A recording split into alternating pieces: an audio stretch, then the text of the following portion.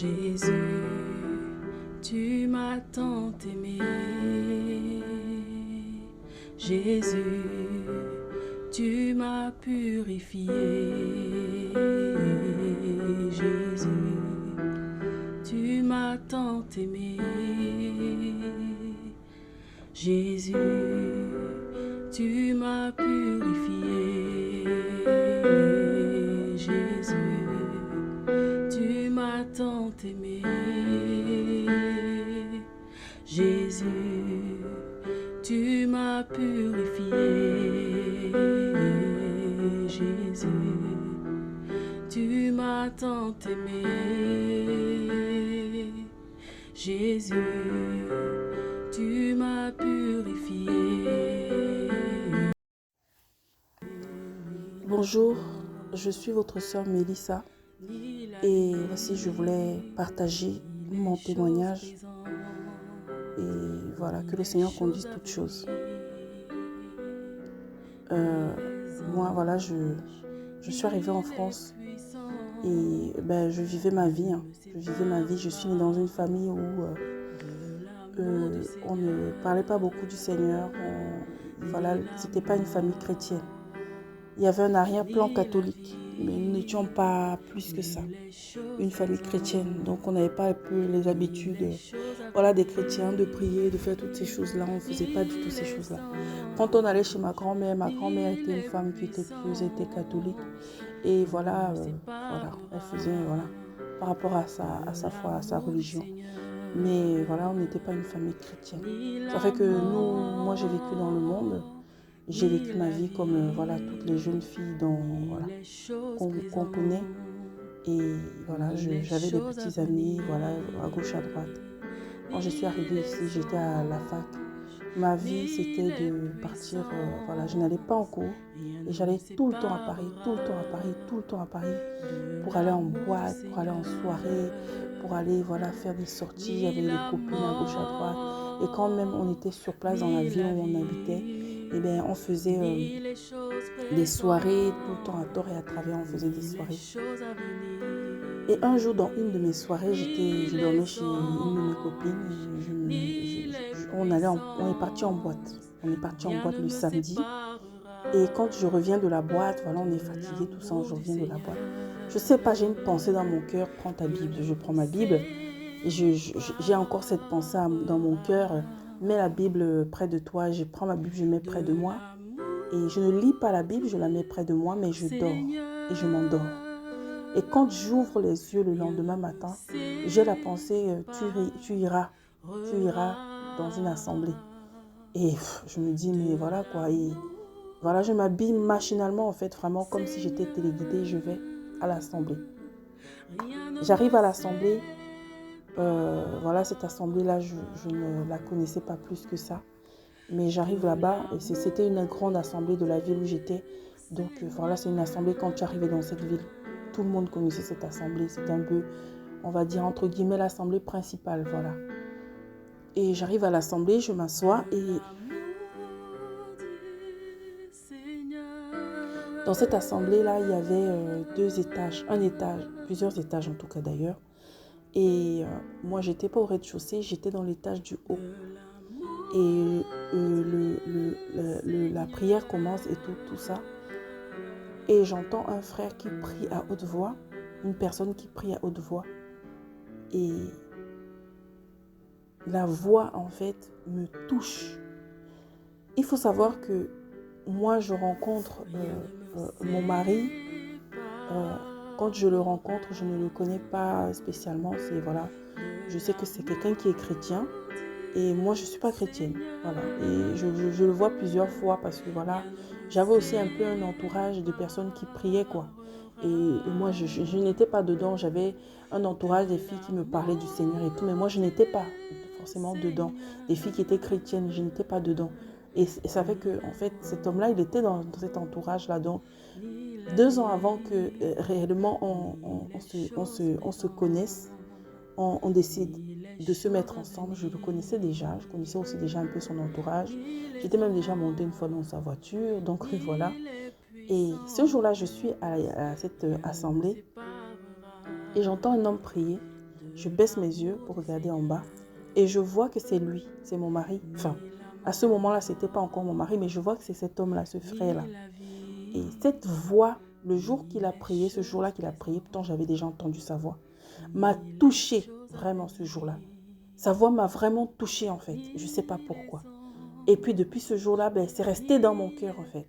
Et quand je suis sortie de l'assemblée, voilà, sans plus quoi. Je suis partie, moi j'avais ma vie du monde. Mais vraiment, j'avais eu le sentiment d'avoir été touchée. D'avoir été touchée. Touchée pour, si je veux expliquer vraiment quelles étaient mes pensées à ce moment-là. J'ai vu cet homme-là et dans mon cœur, je me suis dit, oh là là, au fond, vraiment, j'aimerais avoir en fait ce genre d'homme. Pourtant, je ne le connaissais pas. J'aimerais avoir cet homme-là vraiment pour mari, quoi. Pourtant, je ne le connaissais pas. Mais en réalité, ça c'était mes pensées, mais en réalité, je me disais dans la vraie réalité. Ce n'est pas possible, Mélissa. Toi, tu n'aimes pas les gens, tu aimes les bad boys, tu aimes les gars qui sont compliqués. Toi, ce n'est pas ta vie, ce n'est pas ça en fait. Donc, le gars, il est chrétien, il prie le Seigneur. Toi, c'est pas ta vie, la prière, toutes ces choses-là. Donc, en vrai, voilà. Et voilà, mais ça reste dans mon cœur. Et moi, je me dis, bon, c'est pas grave, moi, il continue ma vie. Parce que je n'ai pas pour programme de connaître Dieu, de commencer à aller à l'église. C'est trop compliqué, quoi. Pour moi, je ne peux pas. Et donc, je continue ma vie. Et quelques mois après, même pas 2 mois, on va dire, hein, je continue toujours à avoir cette envie d'aller là dans cette assemblée. Mais c'est vrai que je ne veux pas dire que j'allais vraiment pour lui, non. Je continue à avoir cette envie d'aller parce que quand même j'allais toujours, je n'avais pas de rapport. Mais plus je le voyais, plus vraiment il y avait ce sentiment qui grandissait dans mon cœur. Et entre-temps, moi je rencontre le Seigneur. Je fais ma rencontre vraiment avec le Seigneur et voilà, je me donne au Seigneur. J'apprends à le connaître un peu et puis je décide de me faire baptiser. Et à l'époque, nous, on faisait les cours de baptême. Donc, on fait les cours de baptême. Je décide de me faire baptiser. Je me baptise. Je fais mon témoignage le jour de mon baptême, comme tout le monde. Voilà comment ça se fait. Et je me baptise. Et voilà, un jour comme ça, j'ai la pensée que vraiment, non, il faut que j'aille lui dire. Parce que je commençais à avoir des sentiments vraiment. Et j'ai la pensée que non, il faut que j'aille lui dire ça. Et puis voilà, vous savez, quand tu sors du monde, tu es fraîche, là, tu viens de sortir du monde. Tu n'as pas tous les chichis qu'on fait souvent quand on est chrétien, tout ça, la machin. Tu vas droit au but, tu fais ce que tu as à faire en fait. Et donc moi je me suis dit, voilà, j'ai des sentiments et je vais aller voir le frère. Et je vais lui dire que voilà, mon frère, voilà. Et donc je l'appelle un jour parce que j'avais son numéro vu qu'on était au groupe de jeunes et tout ça. Et je l'appelle et je lui dis que voilà mon frère, est-ce que je peux te voir pour te parler? Il me dit oui, il n'y a pas de problème et tout. Et je lui dis qu'est-ce que je peux venir, tout ça, qu'on se voit et tout. Il me dit oui. Donc je le vois, on se parle et je lui dis mon frère, voilà, telle ou telle chose voilà, qui sont dans mon cœur. Et voilà, moi je crois que c'est ça quoi. Et je voulais noter que moi, à cette période-là, j'ai prié, j'ai parlé, je dis ça au Seigneur et tout ça. Et je veux dire, je n'ai pas approfondi. Et c'est vraiment une grâce. Le Seigneur me conduisait. Mais ce n'est pas forcément toujours le cas pour tout le monde. Hein. Ce n'est pas pour dire qu'il faut que tout le monde aille se lancer comme ça. Vraiment, chacun se lance, fait selon ce que le Seigneur lui permet de faire. Et moi, pour ma part, c'est comme ça que ça s'est passé. Le frère m'a dit qu'il allait prendre le temps pour prier. Il a pris le temps pour prier. Et puis ensuite, il est venu me redonner sa réponse qui était positive. Et voilà comment nous avons commencé à marcher ensemble. Quand nous avons commencé à marcher ensemble, il y a eu beaucoup de combats dans l'église parce que les gens savaient un peu comment j'étais, qui j'étais dans le monde, comment j'étais. C'était une petite ville, comment j'étais. Et puis, voilà, on appréciait par ce frère. C'était un frère qui était très apprécié, qui était connu par ses pasteurs, qui était apprécié par les frères et sœurs à l'église. Et moi, je venais là un peu comme la Jézabel, quoi, là, vraiment. Comme la sœur qui vient vraiment détourner le frère. Donc, il y a eu vraiment beaucoup de prophéties, comme quoi vraiment, je venais vraiment détourner le frère du chemin du Seigneur et patati patata. Mais le Seigneur a fait grâce, le frère a tenu ferme en prière. Et le frère, il m'a beaucoup appris la prière, la méditation, le partage de la parole. il m'a beaucoup appris. Au début, on passait beaucoup de temps à faire ces choses-là. On passait beaucoup de temps dans la prière, on passait beaucoup de temps. Il louait beaucoup le Seigneur. Moi, je le regardais parce que, voilà, je le regardais, j'observais beaucoup. Et moi, je suis une personne comme ça. Souvent, j'aime beaucoup regarder les gens. Et je l'observais beaucoup, je regardais en fait beaucoup comment il faisait. Et donc, voilà quoi. Et vraiment, c'était magnifique parce que il faisait à manger, je mangeais, voilà. Et je passe les détails. Et vraiment, le frère était vraiment un frère vraiment qui était bon, qui était serviable, qui était vraiment beaucoup, qui était aimable avec moi. Et je bénissais le Seigneur parce que je voyais les relations dans le monde et je voyais ce frère-là. Et je me disais, waouh. Et finalement, on a cheminé ensemble et j'ai passé par une période difficile où voilà, j'avais des soutiens avec mes parents par rapport à ma foi. C'était très compliqué. Et du coup, je me suis retrouvée à la rue, en quelque sorte. Et quand je me suis retrouvée à la rue, le frère m'a dit, viens vivre chez moi. Pendant quelques temps, j'ai vécu chez des sœurs et puis un jour, le frère m'a demandé de vivre chez... On a commencé à vivre ensemble parce que j'avais plus de maison. Et donc, là, pendant un bon bout de temps, on a tenu ferme. On a vraiment tenu ferme.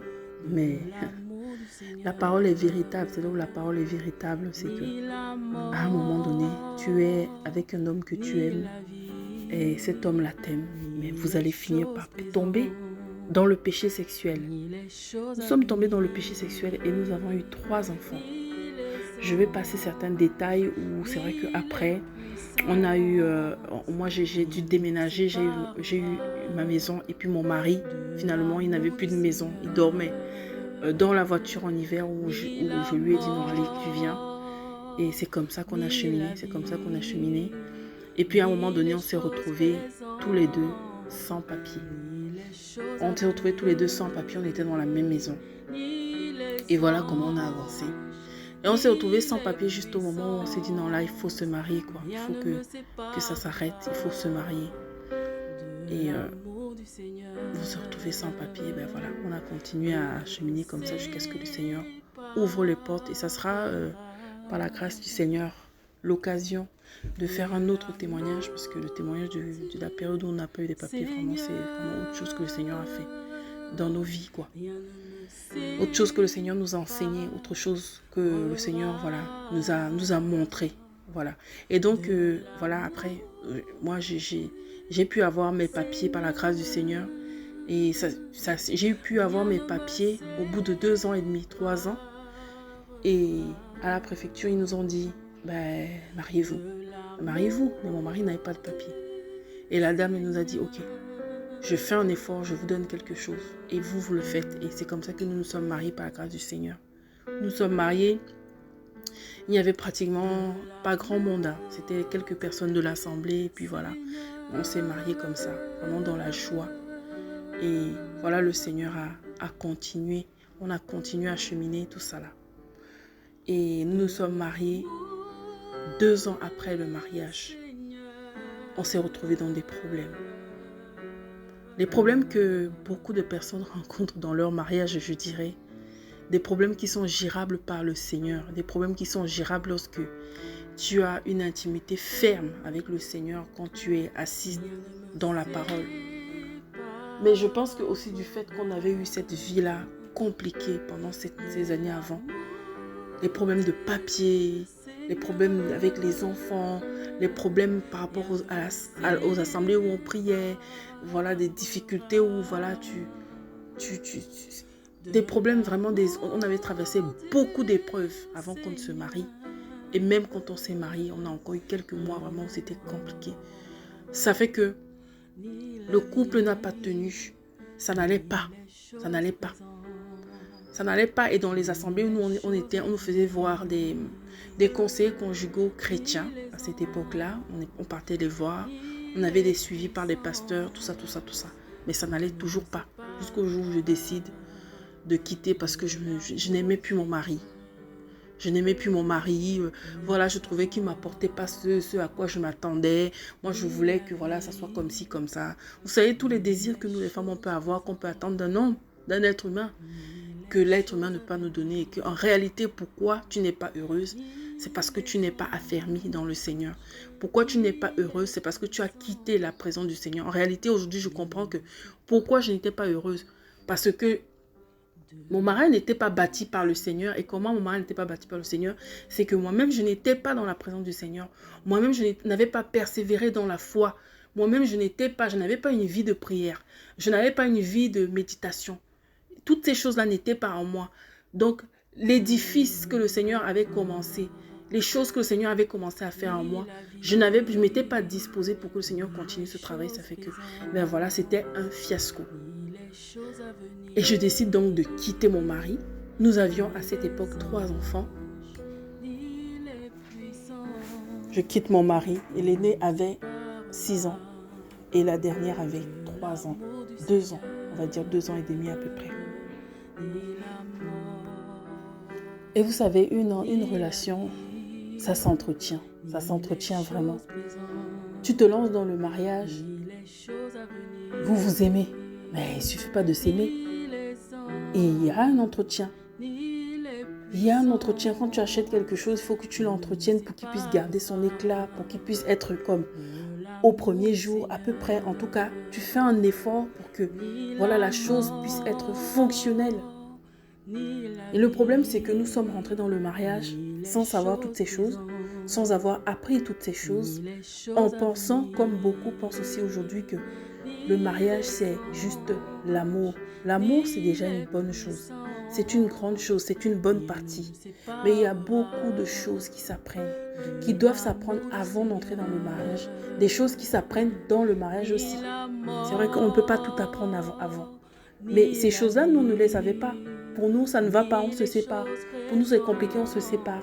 On avait pourtant la volonté, on s'est fait aider à gauche, à droite, mais ça n'a pas marché. On a décidé de se séparer. Et moi, j'ai décidé de partir. Et donc, du jour au lendemain, j'ai dit à mon mari que je partais. Et derrière aussi, il ne faut pas oublier, il y a aussi des prophéties derrière. Comme quoi, voilà, c'était fini, machin, c'est moi qui s'est descendu. Donc, j'ai décidé de partir. Je suis partie avec mes enfants, j'ai changé de ville. Donc, j'ai arrêté de fréquenter toutes les personnes, tout le monde chrétien et tout. Et malheureusement, dans notre monde, entre guillemets, chrétien, quand il y a une séparation comme ça, c'est des accusations, c'est des blâmes. On entend des choses ici à gauche, à droite, des calomnies. Ce qu'on sait, on dit. Ce qu'on ne sait même pas, on dit. Et ça fait que les personnes même qui vivent des situations difficiles, qui ont peut-être besoin de quelqu'un pour leur tenir la main, de quelqu'un pour les aider, de quelqu'un pour les aiguiller, et bien se retrouvent encore plus cassés, se retrouvent encore plus criblés, se retrouvent encore plus accablés. Et ça fait que, ben voilà, quand c'est comme ça, tu ne trouves pas le refuge là, et tu retournes dans le monde. L'ennemi t'ouvre une grande porte pour dire, mais de toutes les façons, regarde, ce monde-là, tu étais là-bas, tu n'avais pas de problème, tu retournes. Et moi, quand je suis sortie de là, je n'avais plus cette communion déjà avec le Seigneur, je n'avais plus tout ça et tout. Et je suis retournée dans le monde tout simplement. J'ai changé de ville, j'ai quitté toutes les histoires d'église. Là, pour moi, c'était mort, c'était fini, je ne voulais même plus en entendre parler. J'ai quitté tout ça et puis je suis allée dans une autre ville avec mes enfants, j'ai pris mes enfants. Je suis allée dans une autre ville et puis j'ai décidé de vivre ma vie. Mon mari et moi, on n'avait pas eu une séparation très, avec beaucoup d'éclat. Non. Et il venait chercher les enfants souvent le week-end. Je les avais la semaine. Et voilà, ça se passait comme ça. De temps en temps, il y avait des mésententes, des incompréhensions. Mais c'était pas plus que ça. C'était comme ça. Mais ce qui était sûr, c'est que de mon côté à moi, il n'y avait plus d'amour. Et du côté de mon mari m'aimait toujours. Et je suis retournée dans le monde, voilà, j'ai continué ma vie dans le monde. Il te faut un gars, tu dois être avec quelqu'un, donc tu trouves ton gars. De toutes les façons, tu ne trouves pas. L'ennemi s'arrange, il s'organise, il se déploie pour que tu puisses trouver quelqu'un. Et ça se bouscule, c'est comme ça. Les gens qui te regardaient avant, tu étais marié, ne pouvaient pas, et puis maintenant, paf. Et ça se passe, et je rencontre un homme marié, je sais qu'il est marié, et je rentre dans cette relation avec lui. Et la relation était tellement passionnelle de son côté qu'au final, cet homme-là, en fait, décide de me frapper parce que, voilà, par jalousie, quoi. Il commence à proférer des menaces. Et moi, connaissant mon mari, j'appelle mon mari, je dis à mon mari que voilà, que on veut me frapper ici. Il me dit c'est qui, je suis obligée de lui expliquer l'histoire. Et je lui explique, mais mon mari savait déjà. Parce que mine de rien, même quand je m'étais séparée, il connaissait ma vie. C'est pour lui, en fait, dans son cœur, je crois que c'était pas une séparation, c'était pour moi que c'était une séparation. Pour moi, c'était fini, c'était mort, j'avais plus de sentiments. Et c'est mon mari qui appelle cet homme-là pour dire à cet homme que non, non, non, non, non, tu touches pas, tu fais pas ci, tu fais pas ça. Tu te calmes. Donc vous voyez vraiment dans nos folies, dans quoi on peut ou jusqu'où on peut en arriver. Pourquoi je témoigne aujourd'hui, c'est pour glorifier le Seigneur. Parce que le Seigneur sait d'où il nous a tirés. Aujourd'hui, je n'ai pas honte de témoigner ces choses-là. Parce que je vois d'où je suis partie, je vois où le Seigneur est en train de m'emmener et je trouve que c'est tellement magnifique. Donc voilà, je menais cette vie-là, adultère sur adultère. Je changeais d'homme. Mon mari et moi, nous étions séparés pendant 3 ans et demi. Et pendant 3 ans et demi, j'ai changé d'homme comme de chemise. Pendant 3 ans et demi, c'était ça ma vie. J'étais dans les soirées, je ne m'occupais même pas de mes enfants. Je ne gérais même pas mes enfants. J'avais ma première fille. Un jour, quand je suis rentrée, elle m'a écrit une lettre dans un de mes cahiers. Et dans cette lettre-là, elle me disait « Maman, la vie que tu mènes n'est pas bien. Tu iras en enfer. » Et le divorce, ce n'est pas une bonne chose. Le Seigneur n'aime pas le divorce. Vous voyez, cet enfant, elle avait quand même gardé une semence du Seigneur. Et elle m'écrivait comme ça. Le jour où je suis venue, j'ai trouvé le cahier.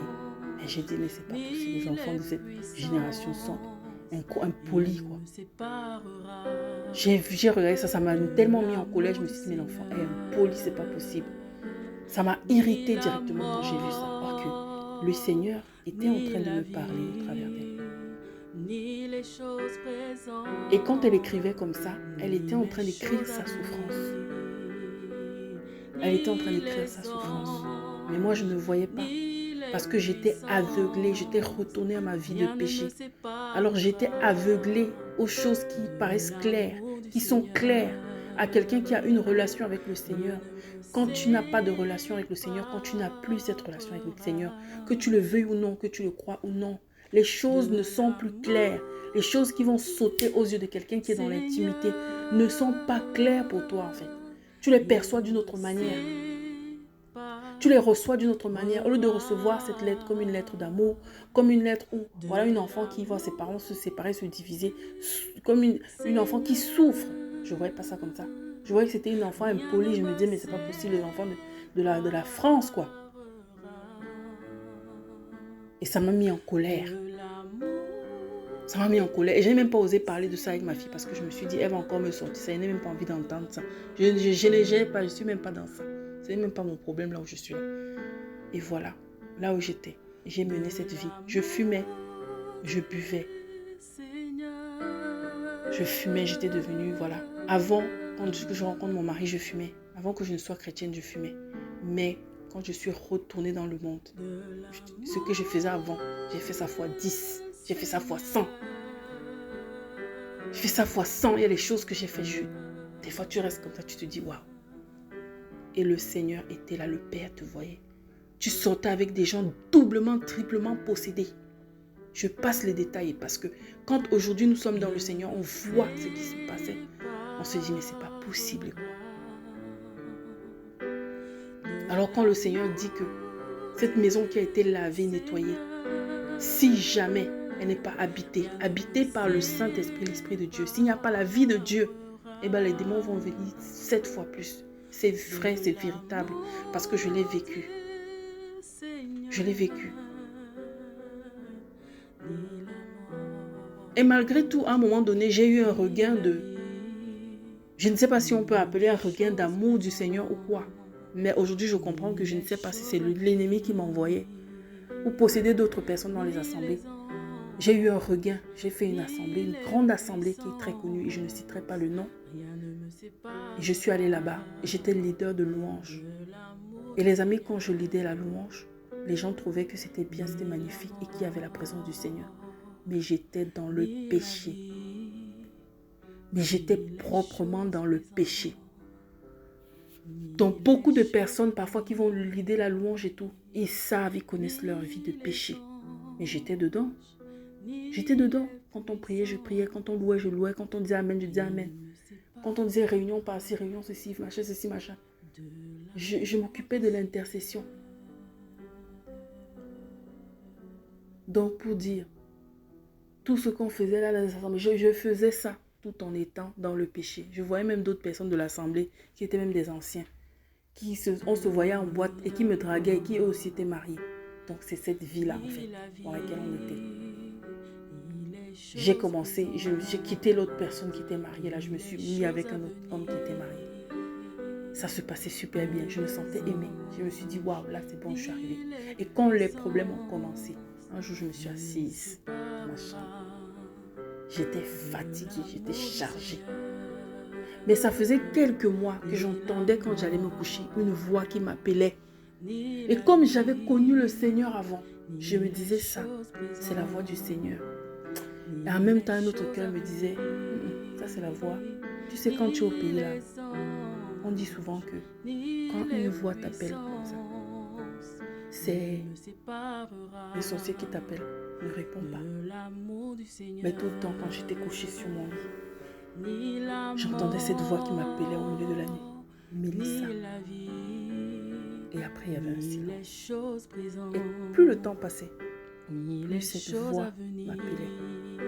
Un jour, je suis dans ma chambre. J'étais chargée. J'étais fatiguée. J'étais découragée. Je connaissais le Seigneur. Je savais que le Seigneur était bon. Je savais que si je lui demandais pardon, il allait me pardonner. Mais j'avais tellement honte de ma vie que je n'osais même pas ouvrir ma bouche. J'avais tellement honte et je me sentais tellement sale de tout ce que je faisais là. Et je n'osais même pas ouvrir ma bouche pour lui parler. Et j'ai senti la présence du Seigneur qui est rentrée dans ma chambre et qui m'a dit, ma fille, ce n'est pas cette vie que je veux pour toi. Ça a tellement touché mon cœur, je me suis dit, waouh. Ce n'est pas cette vie que je voulais pour toi. Je veux une autre vie pour toi. Et je veux un autre homme pour toi. Et le Seigneur me dit, j'ai préparé un homme pour toi. Cet homme-là, c'est mon fils. Je l'ai moi-même préparé. Je l'ai moi-même formé. Et je ressens la présence du Seigneur comme si ça ressort de ma chambre. Et je reste là. Quelques jours après, j'entends toujours cette voix. Mélissa, Mélissa. Je dis, hey, la voici au Seigneur. J'ai parlé de ça à une copine. Elle dit, vraiment, là c'est compliqué. Prie pour moi. Priez pour moi, priez pour moi, priez pour moi. Oh, que moi, je peux parler au Père. Mais je ne lui parle pas, je dis priez pour moi. Je suis couchée un après-midi dans mon lit. J'entends une voix qui me dit, si tu continues à vivre comme ça, tu iras en enfer. Tu iras en enfer. Je me suis levée, j'ai dit non, moi je n'irai pas en enfer. Moi je prie Dieu. Moi je connais Dieu, je n'irai pas en enfer. Et cette voix m'a dit, si tu continues cette vie que je ne veux pas pour toi, tu iras en enfer. Et je suis restée comme ça, j'ai réfléchi. Quelques jours plus tard, j'entends la voix encore qui m'appelle Mélissa. Et je vous assure, j'avais commencé à développer une technique, c'est que quand je me couche, je mets un de mes enfants devant et deux derrière ou deux devant, un derrière. Et en tout cas, je me couchais au milieu des enfants, quoi. Voilà, parce que j'avais peur. Je ne comprenais pas cette voix qui m'appelait, quoi. J'avais peur. Je me disais que c'est la sorcellerie, ou c'est le femme-là, comme on dit chez nous, ou c'est quoi. Et quand, cette nuit-là, j'entends encore cette voix qui m'appelle. Et cette fois-là, je m'assois sur mon lit. Je entends encore cette voix qui m'appelle. Mais en réalité, cette voix-là, comme j'étais tellement dans la confusion, je n'arrivais pas vraiment à discerner. Et cette voix, en fait, c'était une voix paisible, patiente. Je ne sais pas comment expliquer, en fait. Et j'entends encore cette voix. Et bam, je rentre dans une vision comme ça, où je me vois. Je suis avec l'homme marié, avec qui j'étais à cette période-là. On est en train de marcher, on marche. Et puis bam, je vois le Seigneur. Et je pousse cet homme-là dans le buisson. Et je cours derrière une maison. pardon. Rien ne me Et je me vois derrière cette maison. Je suis en train de confesser tous mes péchés. Quand je confesse mes péchés, je vois ma bouche. Je vois ma bouche en train de parler. Je me vois et je vois ma bouche en train de parler. Et je vois ce qui sort de ma bouche. La cigarette, la fornication, l'adultère. Je vois l'impudicité. Je vois le mensonge. Je vois tous les péchés que je suis en train de confesser, qui sont en train de sortir de ma bouche comme ça. Et en fait, c'est quand je me suis réveillée après que j'ai compris, en fait, c'était la délivrance. C'était tout simplement la délivrance. Je ne vais pas faire les détails ici sur comment le Seigneur s'est monté, descendu. J'ai vu le Seigneur, il ne m'a pas parlé. Il ne m'a rien dit. Il ne m'a rien dit. Mais lorsque je l'ai vu, j'ai eu la conviction de péché. J'ai eu la conviction que toute ma vie était mauvaise. J'ai eu la conviction que toute ma vie que je vivais là, le Seigneur n'agréait pas cette vie. C'était une vie de péché. J'ai eu la conviction que malgré le fait, je ne sais pas comment vous expliquer, que toutes les informations sur ma vie, je les avais là. Que malgré le fait que, soi-disant, tu croyais que tu priais, tu allais à l'assemblée, tu croyais que tu louais le Seigneur, tu croyais que quand tu chantais comme ça vibrait. Malgré ça, tu n'étais pas agréé du Seigneur. Alors, je priais.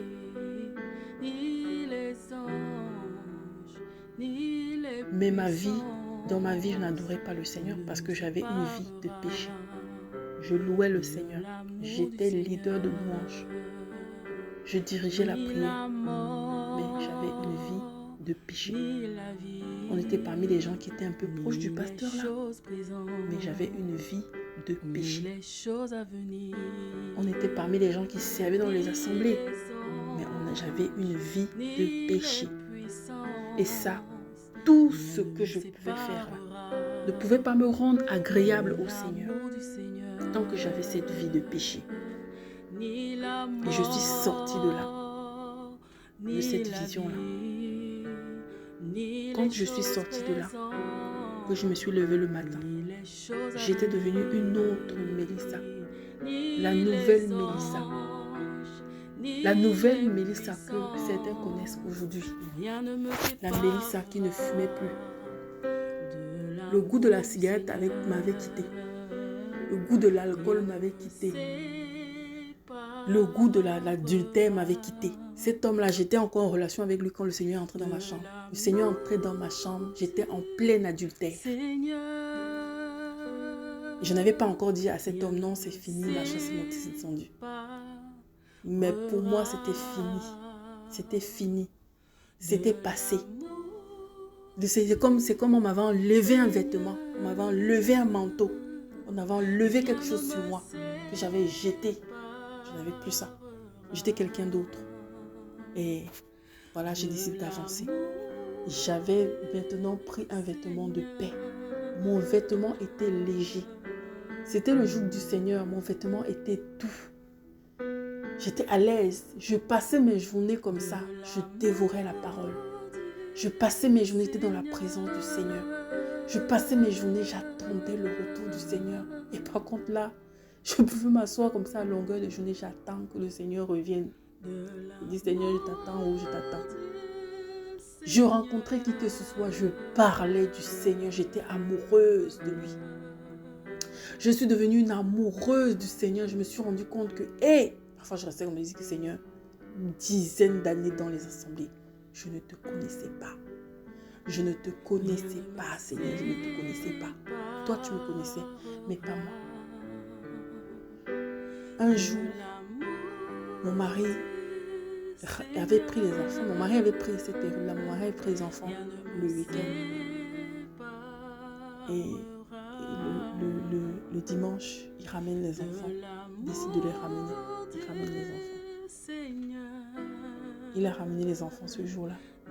On ne s'est pas dit, tu restes à la maison, tu ne restes pas, tu montes, tu descends. On ne s'est rien dit. Le jour-là, mon mari a ramené les enfants. Il faut savoir que mon mari il avait déjà son appartement. Il avait aussi sa maison de son côté. Moi aussi, j'avais une maison. Il a ramené les enfants chez moi ce jour-là. Et il n'est plus jamais parti. On ne s'est pas dit qu'il va rester. On n'a pas eu de conversation. Il a ramené les enfants. On a mangé. Et on est allé se coucher. Jusqu'à aujourd'hui. Jusqu'à aujourd'hui. Mais juste avant que mon mari ne ramène ses bagages, il s'est passé peut-être 2 semaines entre comme j'ai rencontré le Seigneur. Quelques semaines en tout cas. Je ne sais plus exactement, je ne me rappelle plus. Quelques semaines en tout cas où, pendant ce temps, le Seigneur venait me voir et il me disait, j'ai un homme pour toi, ma fille. Avec tellement une douceur, ce n'était pas possible. J'ai un homme pour toi, ma fille. J'ai un homme pour toi, ma fille. Moi, entre-temps, j'avais réglé toutes mes relations compliquées là. J'avais dit que c'est fini, c'est bon, au revoir, ciao. Le Seigneur m'appelle, Dieu m'appelle. Vous savez, quand on rencontre le Seigneur comme ça, il y a des choses qu'on dit des fois, les gens doivent se dire, mais elle est devenue folle. Elle est vraiment devenue folle. Et je crois vraiment que mon entourage s'est dit ça. Et oui, avec raison. Parce que j'étais devenue quelqu'un d'autre, je n'étais pas celle qu'il connaissait avant. Mais en tout cas, j'avais réglé toutes ces relations compliquées, ambiguës que j'avais déjà dit à tout le monde que vraiment moi c'est fini, je ne peux plus vivre cette vie, c'est fini, je ne peux plus. Dieu m'appelle, je veux marcher avec lui, je l'aime, c'est lui que j'aime. Et ainsi de suite. Et c'était fini avec toutes ces relations. Et j'avais décidé de couper avec toutes ces personnes avec qui j'étais. J'ai expliqué à chaque personne que moi, je ne peux plus vivre cette vie. Maintenant, moi, je veux vivre comme ça. Si tu veux vivre avec le Seigneur aussi, ok, il n'y a pas de souci. Mais maintenant, si tu ne peux pas, notre chemin se sépare ici. Et c'est comme ça s'est passé pour ma part, pour moi. Et entre-temps, le Seigneur venait à chaque fois me parler de mon mari. Oh, les 2 premières fois qu'il est venu, il ne m'a pas dit clairement que c'était mon mari. Mais j'étais dans la joie, je me disais, waouh, le Seigneur va me donner un autre homme, quoi, c'est magnifique. Et que voilà, je vais avoir un autre homme, quoi. C'est magnifique. Je vais avoir ce que j'ai toujours voulu depuis que je me suis séparée avec mon mari. Parce que pour moi, mon mari, je ne l'aimais plus, je ne voulais plus entendre parler, je ne pouvais même pas le sentir. C'est-à-dire que quand mon mari venait comme ça, il m'indisposait. J'avais une haine envers lui, j'avais une aversion. Je ne sais pas comment vous expliquer en fait. Comment le diable avait changé ma mentalité au point que mon mari, je ne pouvais pas le voir, je ne pouvais pas le sentir. Il ne fallait même pas me parler de lui. S'il souffrait même pour moi, c'était même du cinéma. Et j'avais même déjà dit que mon mari est sorcier. J'avais même déjà dit ça. Il disait à tout le monde qui veut l'entendre que mon mari c'est un sorcier que vous voyez là. Ne le voyez pas comme ça, c'est un sorcier. Donc juste pour vous dire à quel point j'en étais. Juste pour vous dire où j'étais. Et mon mari savait tout ça. Hein. Mais quand il venait, s'il venait me déposer les enfants, il venait me déposer les enfants calmement. Il n'entrait pas dans les disputes. Il n'entrait pas dans les problèmes. Et donc, c'est avec ça que le Seigneur vient une fois, 2 fois, il me dit qu'il va avoir un homme pour moi. Et je suis contente de me dire, ah, merci Seigneur, enfin, je vais tourner cette page-là. Mais dans mon cœur, j'avais pardonné à mon mari parce que la nouvelle naissance, j'étais née d'en haut. J'avais pardonné à mon mari. Je ne le voyais plus comme je le voyais avant, mais ce qui est sûr, les sentiments, l'amour c'est l'amour qu'une femme peut avoir pour son mari, pour un homme. Je ne l'avais plus, je n'avais plus cet amour. Et le Seigneur est venu me visiter ces fois-là. Et la dernière fois qu'il est venu me visiter, à chaque fois qu'il me visitait, que je disais que j'étais contente de savoir que j'allais être avec quelqu'un d'autre. Et une fois, il est venu me parler et il m'a dit le nom de cette autre personne qu'il avait préparée pour moi. Il se trouvait que ce nom-là était le même nom que le nom de mon mari, le prénom de mon mari. Je me suis dit, mais non. Et violemment, comme ça, il dit au Seigneur, non. Et je ne veux pas, en fait. Et j'ai senti comme une tristesse, comme une présence du Seigneur qui se retirait comme ça violemment. J'ai dit, waouh. Une autre fois, le Seigneur est venu encore me parler. Et le Seigneur m'a dit, tu sais, ma fille, si tu refuses cet homme-là, tu iras avec d'autres hommes. Tu iras avec d'autres hommes. D'autres hommes viendront à toi. Mais tu n'as, en fait, en gros, que je ne réussirai avec personne. Et le Seigneur me disait que lui-même, personnellement, il serait derrière la chose. Lui-même, il serait derrière ça. Et ce jour-là, la conversation s'était terminée avec le Seigneur. Et un autre jour, je parlais encore avec mon père par rapport à ça. Et puis je lui dis, papa, est-ce que toi, tu seras là? Je parle du Seigneur. Hein?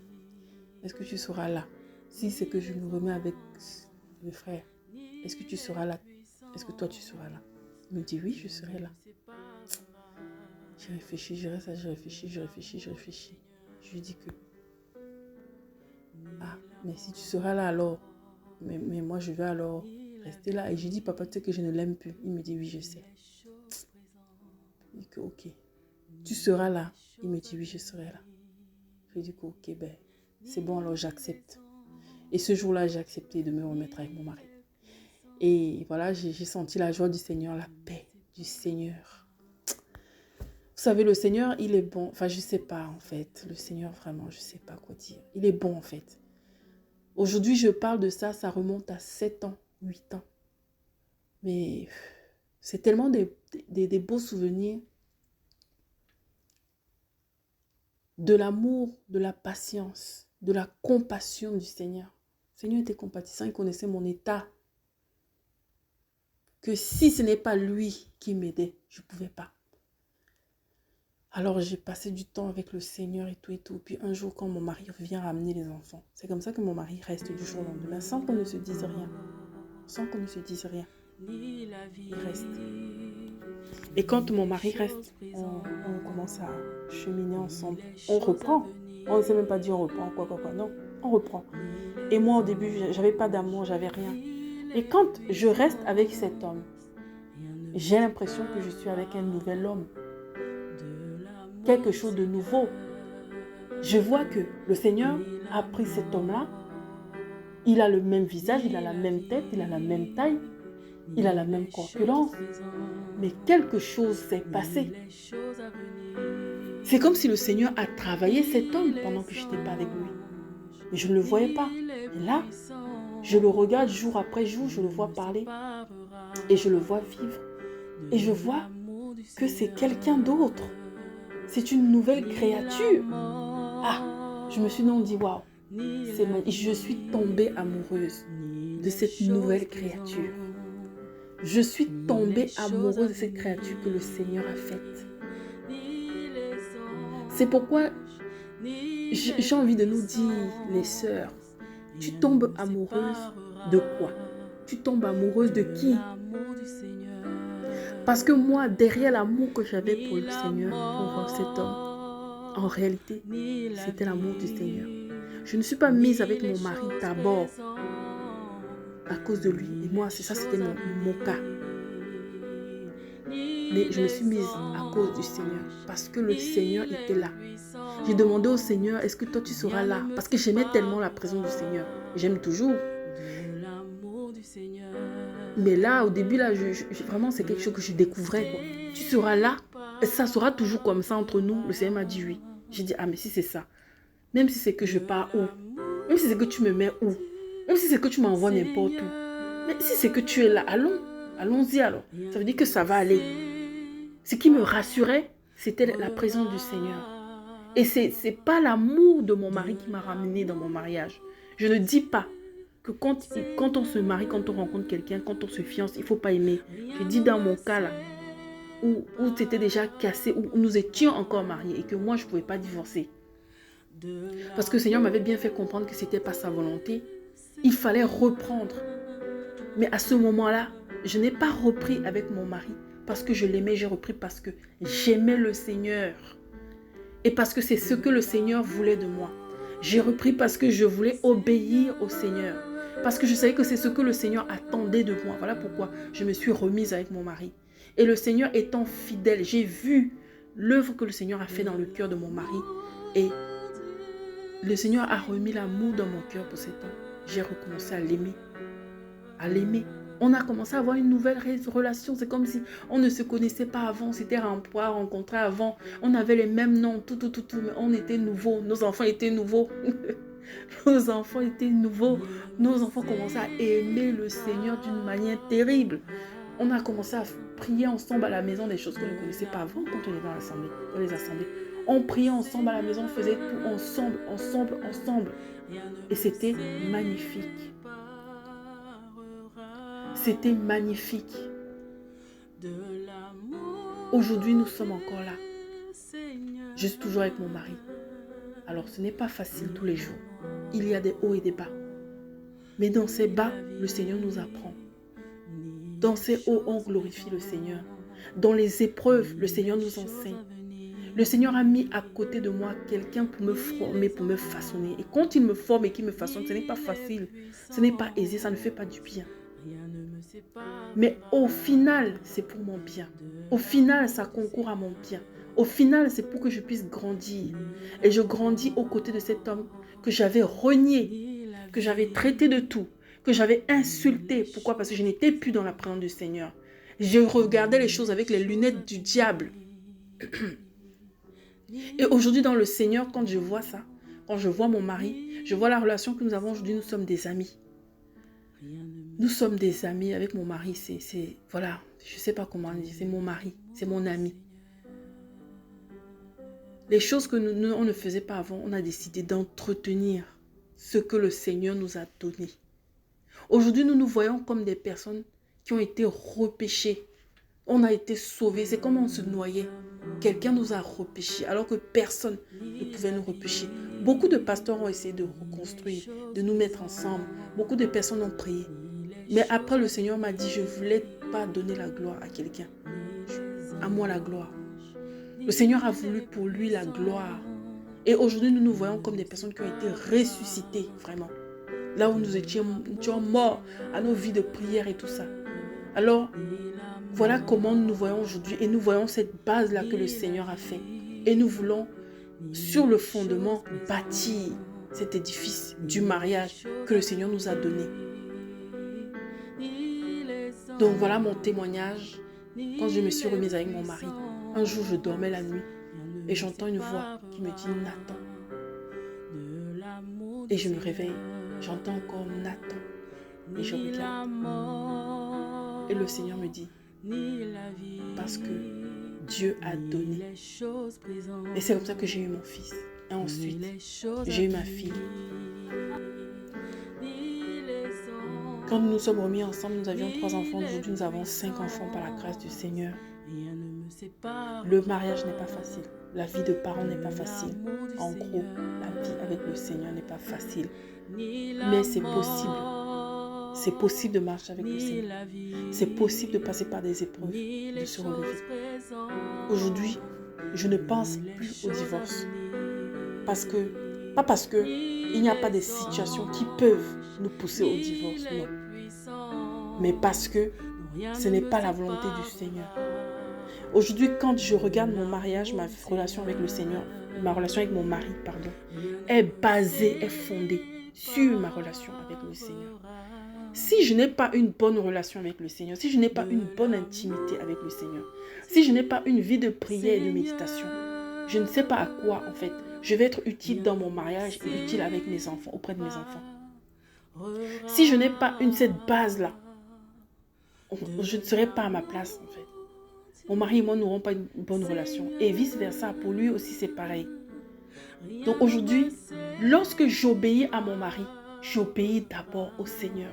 Pour moi, c'est clair, en fait. Pour moi, c'est au Seigneur que j'obéis. Mon mari bénéficie simplement de ma relation avec le Seigneur. Il bénéficie simplement de mon obéissance avec le Seigneur. Voilà ce que je voulais partager. Voilà mon témoignage. Aujourd'hui, le Seigneur, il nous a restaurés. Il nous a redonné la vie. Et voilà, je voulais encourager une personne, 2 personnes, un couple, des personnes qui sont en train de se séparer. La base, c'est le Seigneur. On ne peut pas construire sans lui. On ne peut pas construire sans lui. Il nous dit, sans moi, vous ne pouvez rien produire. Et j'ai vu ce que j'ai produit sans lui. Et j'ai vu que j'ai fait des dégâts sans lui. J'ai vu que avec lui, je suis en train de découvrir une nouvelle vie. Je découvre le mariage. Je ne savais pas que moi, je pouvais me marier être mariée à un homme pendant autant d'années. Je ne savais pas que moi, je pouvais passer autant d'années auprès de quelqu'un. Je ne savais pas que moi, je pouvais être là, mes enfants sont en train de grandir, je les vois. Je ne pouvais pas savoir que le mariage pouvait être une aussi bonne chose, une aussi belle chose. Je ne savais pas. Je ne savais pas. Maintenant, le mariage, il y a des hauts et des bas. Toutes ces choses-là, ça fait partie de la vie avec le Seigneur. Mais le Seigneur nous réserve quelque chose de bien, quelque chose de beau, quelque chose de bon dans le mariage. Voilà. J'espère que chacune de nous, chacun de nous, nous sommes encouragés. Que le nom du Seigneur soit béni. Que le nom du Seigneur soit glorifié. Mon mari et moi, nous avons été séparés pendant 3 ans et demi. 3 ans et demi. Et nous nous sommes remis ensemble. Le Seigneur a fait grâce. Et aujourd'hui, ça fait 12 ans. que nous sommes mariés. Aujourd'hui, ça fait 12 ans, par la grâce du Seigneur. Et voilà, nous voulons simplement par ce témoignage bénir le nom du Seigneur, glorifier son nom. Amen.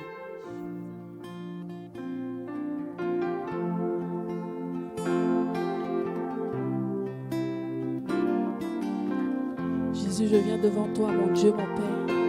Seigneur, pour t'apporter ma louange, Père. Parce que je ne peux rien d'autre t'apporter, Seigneur. Ce que tu désires, c'est mon cœur. Ce que tu désires, Seigneur, c'est ma vie, Père. Reçois la louange, oh Dieu. Reçois la louange, mon Père. Reçois la louange, mon roi.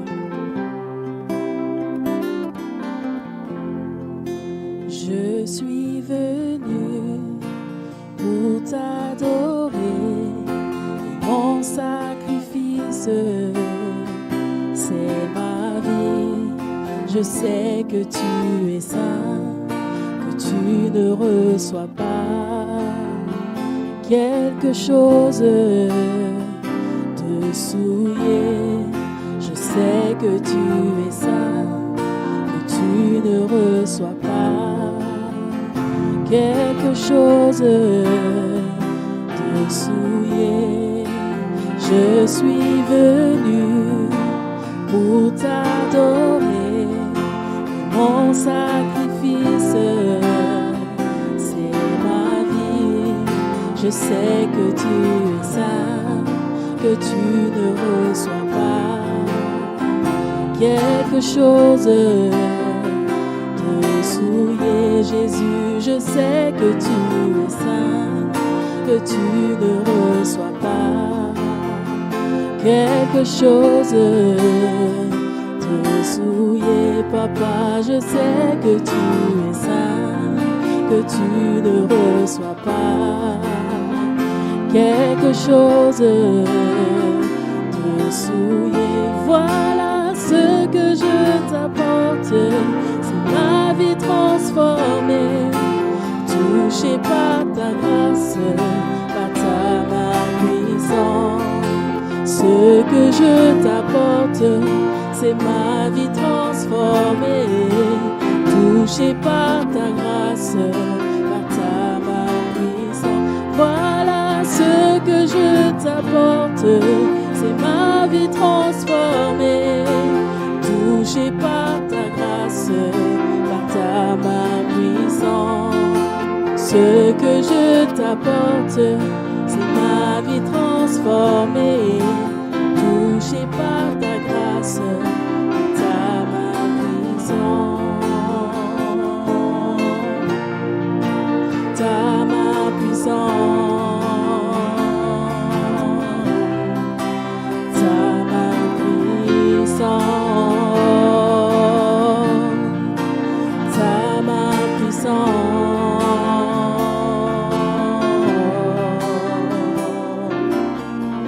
Voilà ce que je t'apporte, c'est ma vie transformée, touchée par ta grâce, ta main puissante. Ce que je t'apporte, c'est ma vie transformée, touchée par ta grâce, par ta main puissante. Voilà ce que je t'apporte, c'est ma vie transformée, touchée par ta grâce, par ta main puissante. Oh, ce que je t'apporte, c'est ma vie transformée, touchée par ta grâce, par ta main puissante. Voilà ce que je t'apporte, c'est ma vie transformée, touchée par ta grâce, par ta main puissante. Ce que je t'apporte, c'est ma vie transformée, touchée par ta grâce, par ta main puissante. Voilà ce que je t'apporte, c'est ma vie transformée, touchée par ta grâce, par ta main puissante. Ce que je t'apporte, c'est ma vie transformée, touchée par ta grâce.